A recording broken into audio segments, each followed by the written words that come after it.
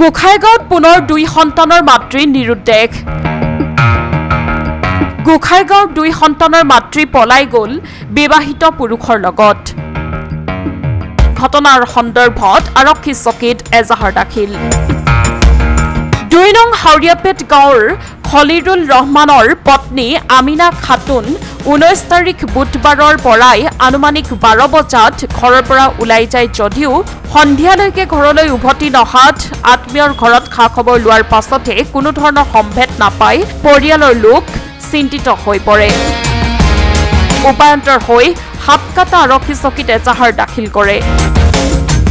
2 দিন পাছতে খবৰ লাভ কৰে যে একেখন গাঁৱৰে জাকিৰ হুছেইন নামৰ বিবাহিত পুৰুষজনৰ লগত পলাই যায় আমিনা খাতুন। স্বামী খলিলুৰ ৰহমান মিয়াই অনুৰোধ জনাই যে স্ক্ৰীণত থকা ফটোৰ ব্যক্তি দুজনক যদি কোনোৱে দেখা পায় তেনেহ'লে 6001738662 এই নম্বৰত যোগাযোগ কৰিবলৈ অনুৰোধ জনায়। আমাৰ নাম খলিলুৰ ৰহমান মিয়া, বাড়ি 2 নং হাওৰিয়াপেট। আমাৰ যোৱা বুধবাৰ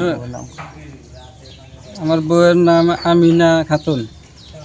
যোৱা বুধবার 19 তারিখ দুপুর 12টার দিকে গরু বান্ধিবার করে নিখোঁজ হয়েছে।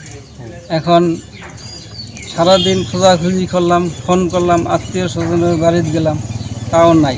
পরে রাত্রে পরস্পরের খবর পাইলাম হাওরিয়াপেট জাকির হোসেনে আমার বউকে নিয়ে গেছে।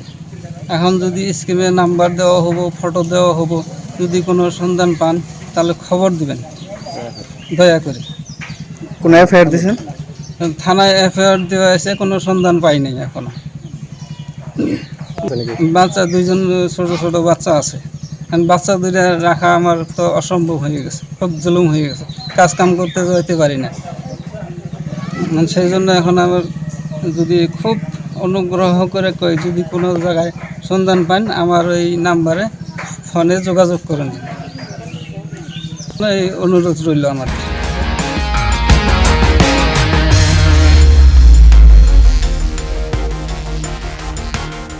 গোসাইগাঁৱৰ পৰা আবু তাহেৰ শেখৰ ৰিপৰ্ট, সংবাদ লহৰ।